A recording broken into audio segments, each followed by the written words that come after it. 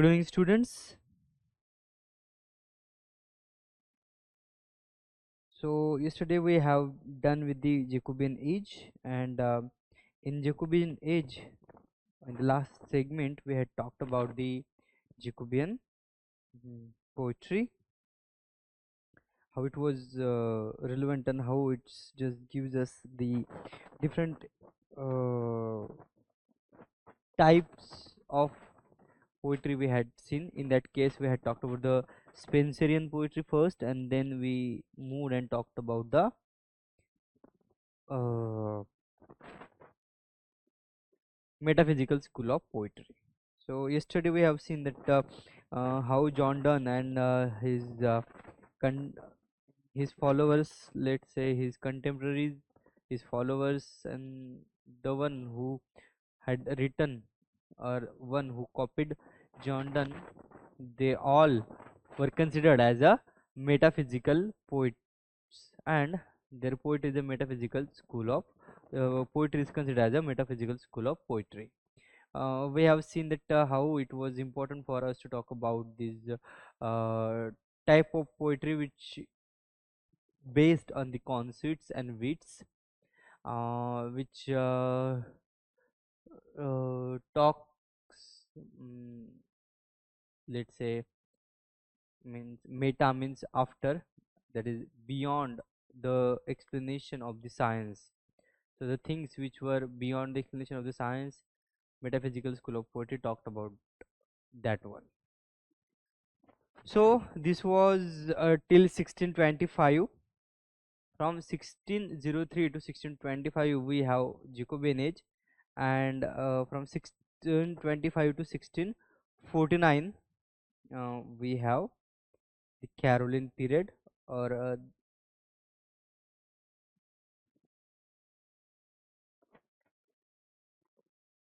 we have Puritan interregnum also, which were considered in this age. This was the period where we can find that King Charles first was reign, and he was the son of the King James first. Here, this was a very turbulent age with regard to the socio-political time frame or the constant of the age. It follows by the Puritan age, and then we have the age of Milton. Uh, this was the period where several things took place, which we must have an idea about. So the first thing that is all of us must have an idea, that is political tensions between Charles first and the Puritans or the Parliament. So political tensions between the Charles first and the Puritans, the Parliament, was the scene in this period. One of the great tragedy, we can say, of this period is the English Civil War, which was fought between the period called 1642 to 1651. The end of the Renaissance theater that we can find when the theaters closed in 1642. So, as we try to find out the detailing about this age, one of the significant thing which happens in this age, that is the closing of the theater. So before Caroline age, we can see that drama was one of the prevailing kind of art form, even though we can find the decline of the drama after the death of the Shakespeare or the Shakespearean age. But still, Ben Jonson, people like Ben Jonson and the practitioners of the drama keep it into the uh, keep it into the they just give life into the drama. But as things goes on, we can see that the English Civil War was fought between the parliamentarians and the roundheaders. I'll come to them very soon. And as the Puritans come to the throne, or they captured the English throne, we must say, they closed the theaters. So, one of the dominant art form was closed by these Puritan people. So, as we just looking the features of the age, this was a period which which saw the Cromwellian Revolution. Oliver Cromwell, one of the great figure of this age.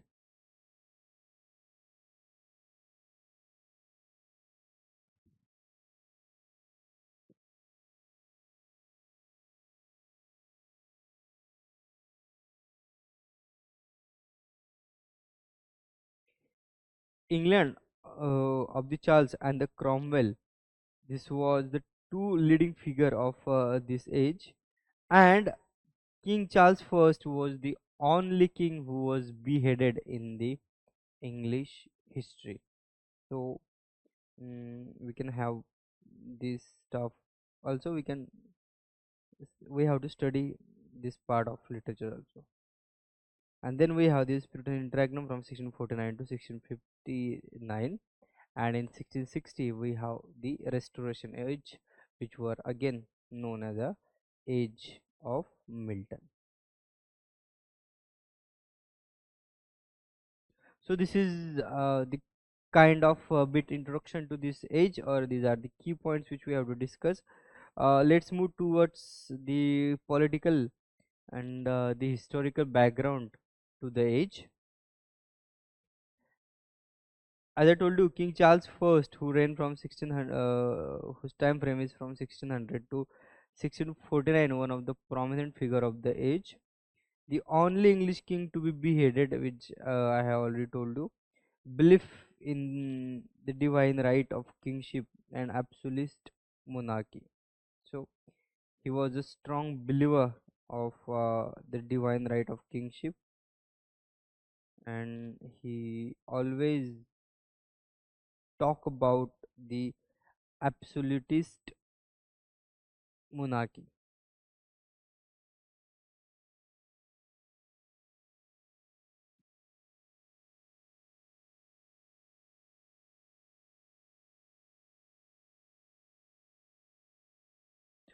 King Charles I was the second son of the James I. He became the heir apparent on the death of his old elder brother Henry Frederick in 1612 at the age of 12, and then we can find at the age of 12 only he became the king. Mm, George Villiers, that is Earl of the Buckingham, was considered as the Charles' closest advisor, and it was a rumor that they both have the intense relationship. In that case, there was the period where there were rumors in the London that Queen Elizabeth is a king, and George Villiers, mm, sorry, King Charles is a queen for his uh, queenly behavior.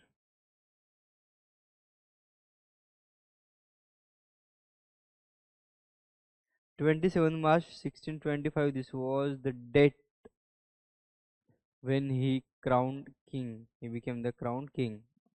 Who we're talking about the Charles first, King Charles first. May 1625, a marriage to Henrietta Maria of France.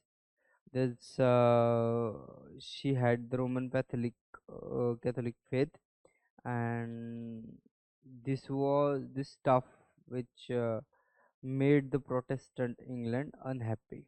So there is a big riot we can find, and then this dissolution of the parliament kind of stuff happened. Before moving towards the next point, we must have an idea about the who were the Puritans. Who were the Puritans? So as we talk about this Reformation period,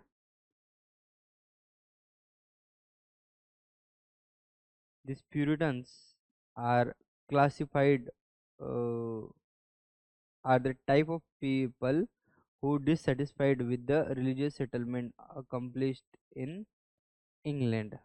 Religious settlement accomplished in the England.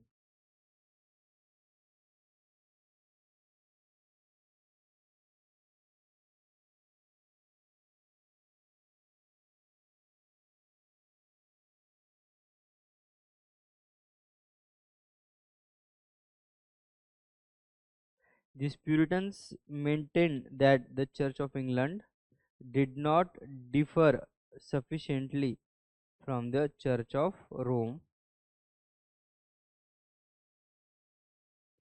and they called themselves as the true descendants of Wycliffe and the Lollards. So they were influenced by the John Calvin of Geneva. We had discussed these Lollard movement and John Wycliffe's role in it. So these Puritans are a strong supporter of these Wycliffe's and Lollards, influenced by this John Calvin of Geneva. That's why they were called as the true descendants.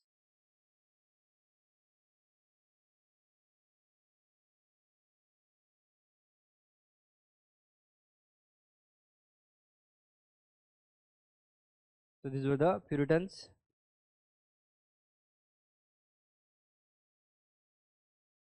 a group of these Reformed English Protestants who sought to purity the Church of England from its Catholic practices, maintained that Church of England was only partially normed.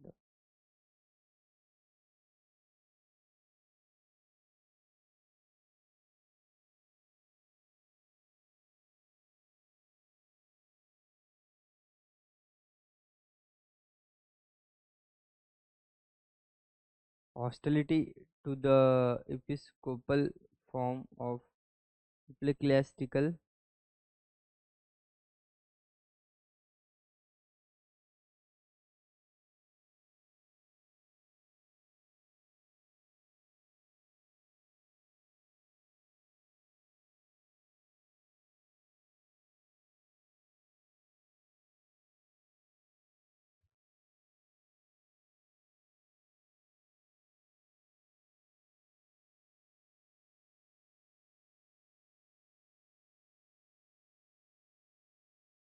So hostility to this episcopal form of ecclesiastical government, they remained of the poetry.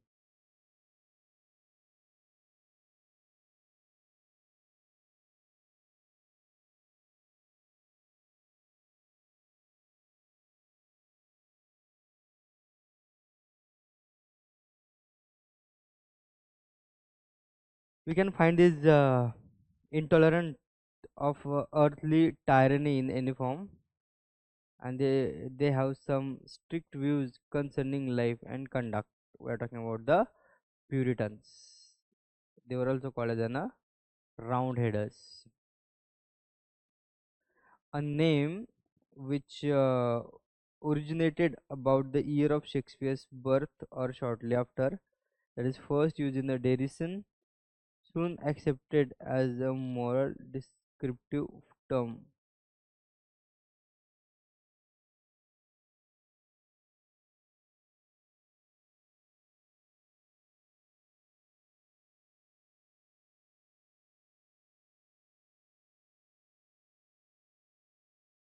So, a name which originated about the year of Shakespeare's birth or shortly after, first used in derision, soon accepted as a mere descriptive form.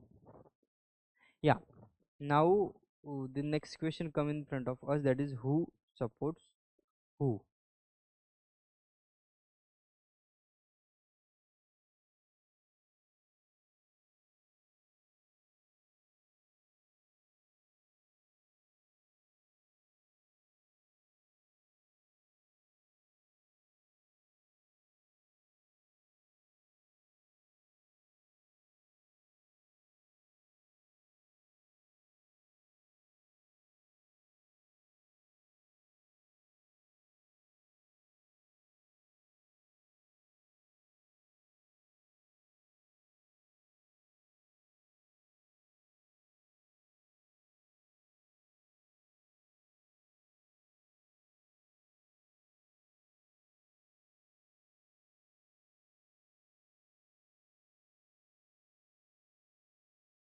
Who supports who? Yeah, this is one of the important part here. We must have an idea about it.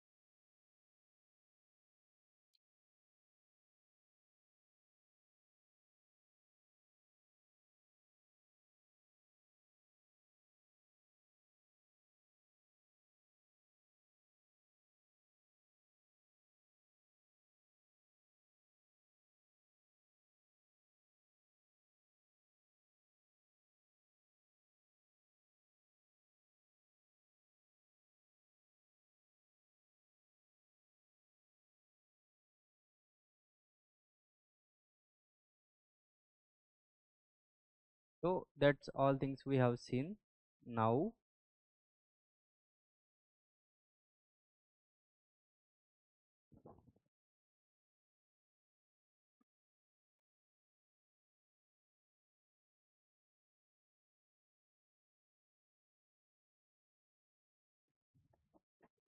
first one, royalist, the strongest where least socio-economic changes were felt in the last 100 years. Okay, and these royalists, they were also called as a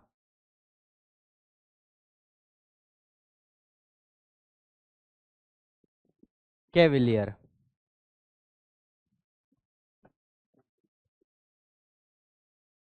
Let's say cavaliers. Cavaliers means those who are very close to the king.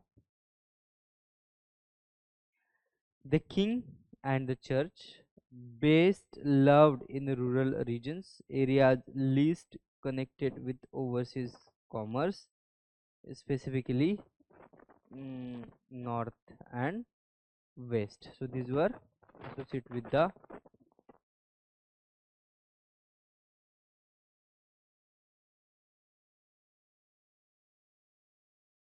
king and church. So on the one hand we have royalist, on the other hand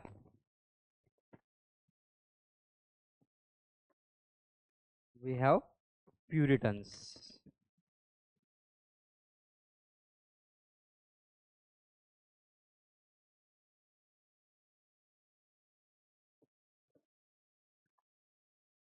On the other hand, Puritan. They were also called as round heads.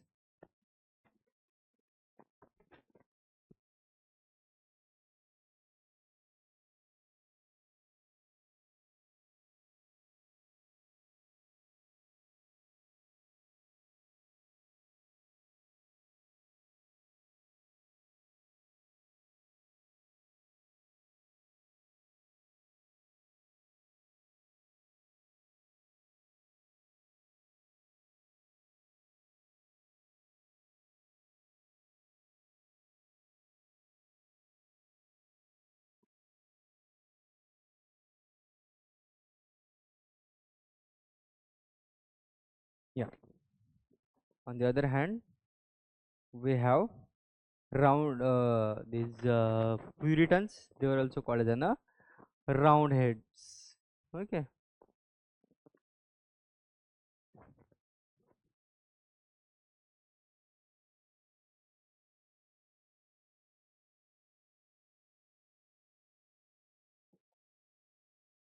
Or round heads. Uh, these are the people who we can call as the well learned, well versed. Parliamentary and Puritan sympathies were with these people in areas with a great economic changes took places. So this had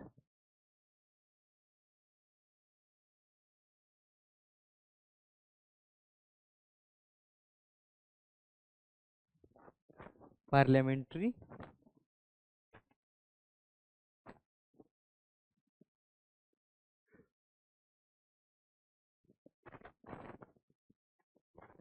and Puritans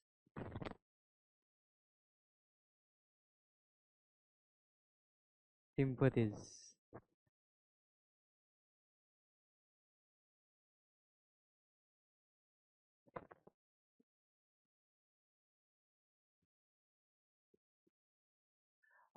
These were called as these people are considered as the extremely religious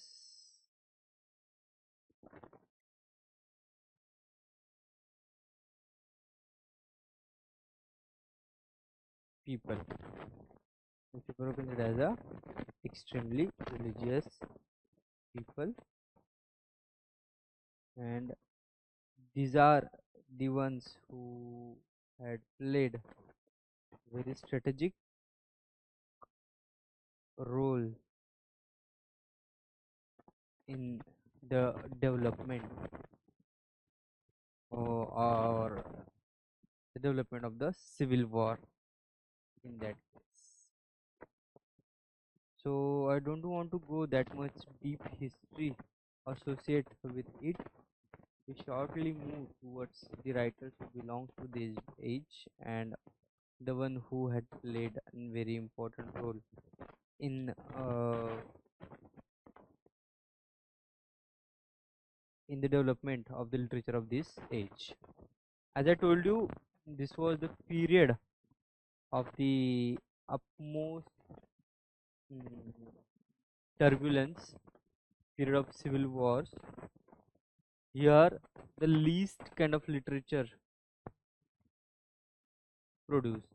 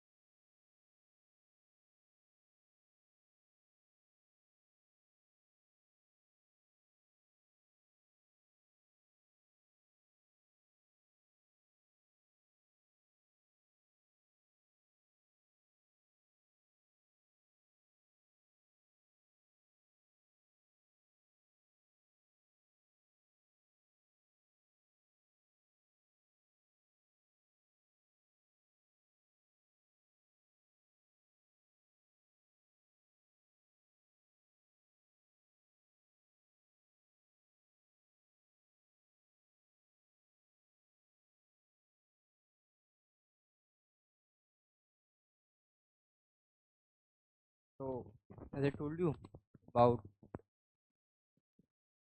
this one,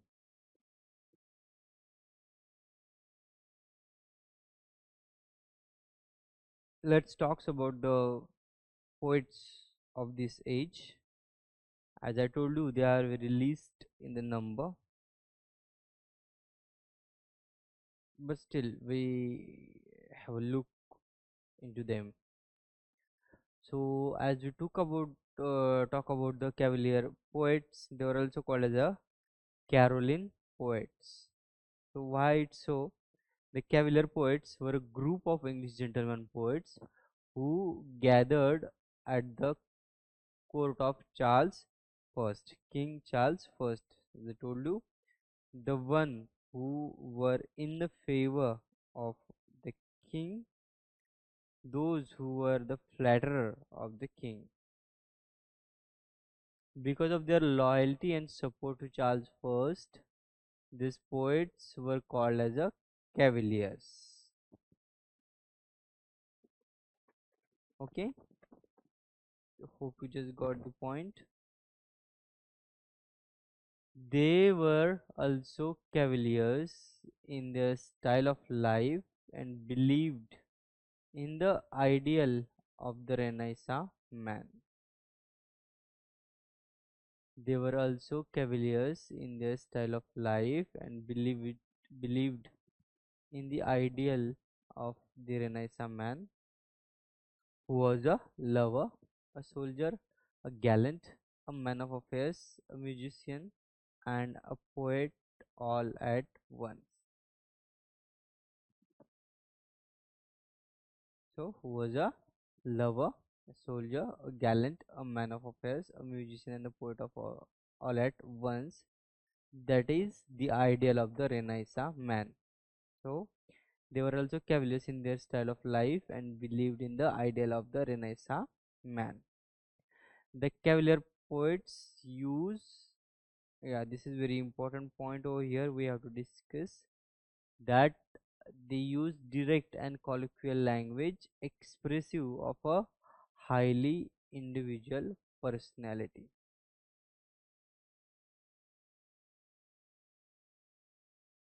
Direct and colloquial language expressive of a highly individual personality. Important themes in their poetry include the theme of honor and the theme of carpe diem, or the seize the day. What is carpe diem? So carpe diem is a Latin word which means seize the day. So this philosophy was it talks about that live every day as its last day of your life. Just imagine the day is the last day of your life and live accordingly. This was the considered as the theme of Carpe Diem, or seize the day. The poetry aims to entertain rather than provoke the audience.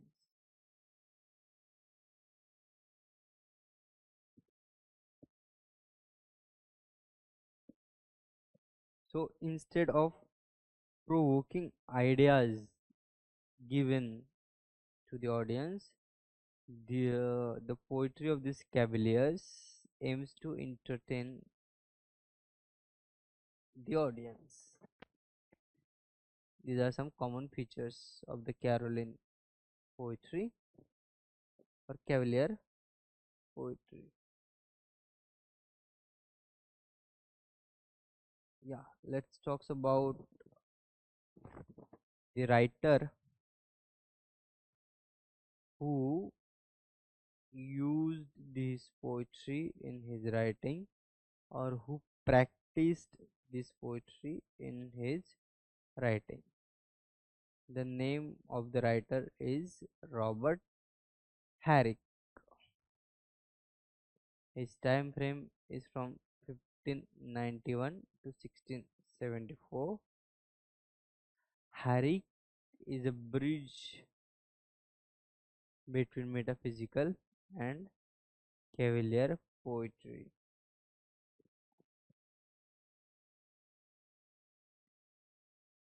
Herrick became a disciple of the famous playwright Ben Jonson.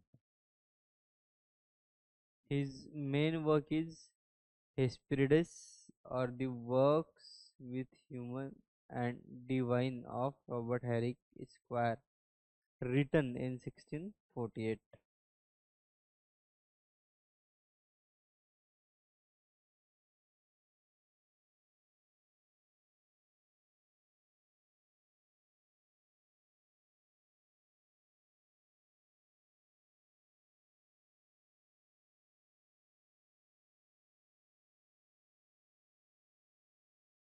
A group of religious poems with the title Noble Numbers was included separately in Hesperides. A group of religious poems with the title Noble Numbers was included separately in the Hesperides. Hesperides. In Hesperides, we have see these 200 plus poems with carpe diem philosophy. What is this carpe diem philosophy? Term coined by the Horace, means stop the day.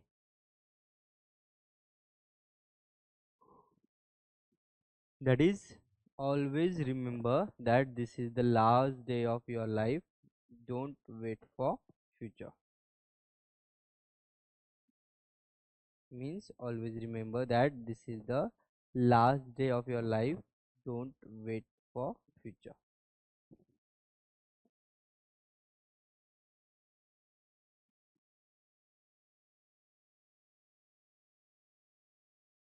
Richard Lovelace, the second major exponent of this kind of poetry, fought for the Charles first in Civil War, famous to Lucasta going for war and to Althea from prison. Um, in some net and set exam, we have the question on these poems. So study Richard Lovelace. Next person we have is Thomas Cara. Thomas Cara is considered as a link between Ben Jonson and John Donne. Is famous for the Masque written by him. Caro's first essay in the genre of the country house poem was to Saxham. It imitated Ben Jonson's praise of the Sidney family in his most famous country house poem, To Penshurst. Yeah, he's the one who had written the elegy on the death of the John Donne. So he has written elegy on the death of John Donne. Caro is mostly known for his amorous and sensuous lyrics such as Ask Me No More Where Joe Bestows. This is the famous work by Thomas Cara. And He That Loves a Rosy Cheek, that is another famous poem by him. His erotic poem, A Rapture, is considered to be the best and longest of his poems, even though it was the erratic one. Edmund Waller is the next person associated with this age. He invented closed couplet, which used by Alexander Pope. So these are the some important writers who associate with this age. They had played their role very closely in the development of the literature of the age.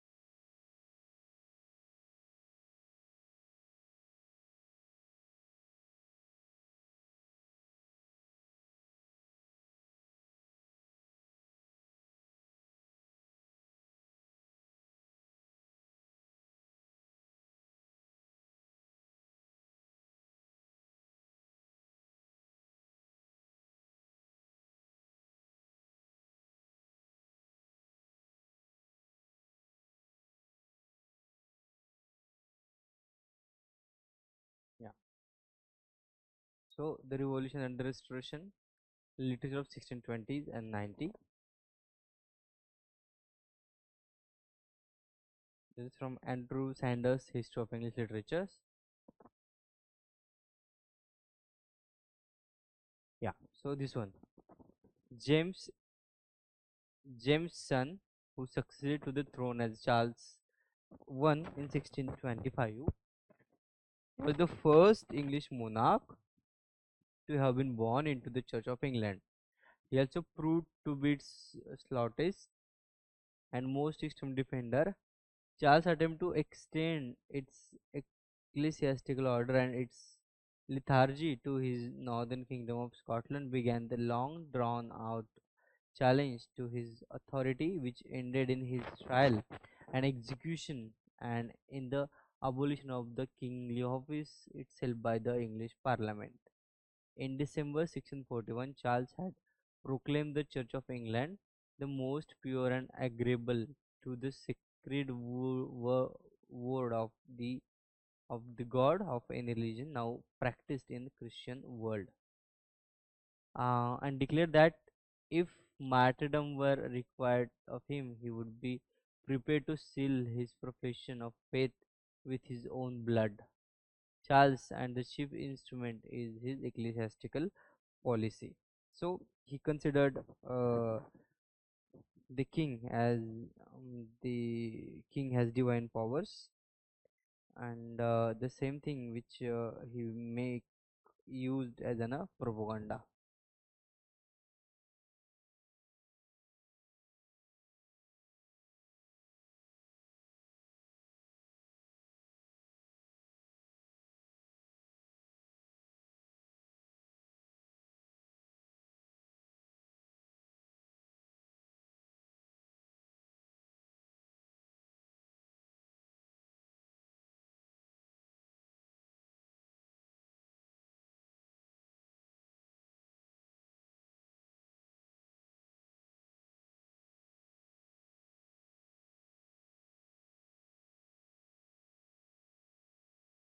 We have seen this.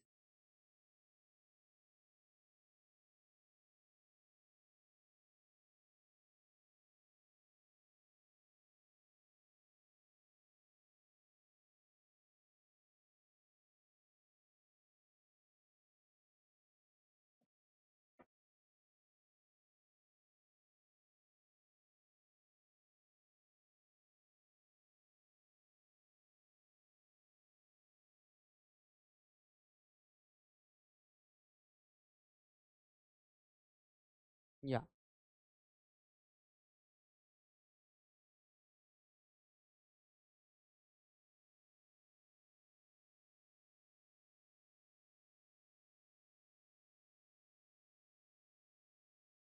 have a look on this. Most of us are writers were described here.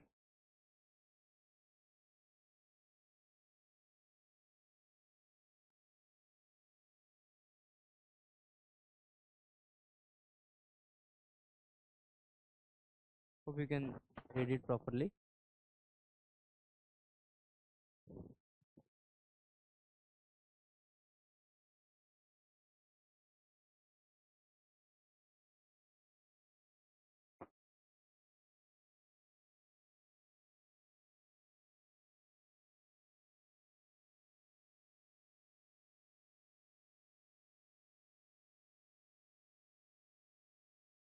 Okay, just have a look on this, and then we will discuss. We already had talked about the important writers of this one, and some of them are here.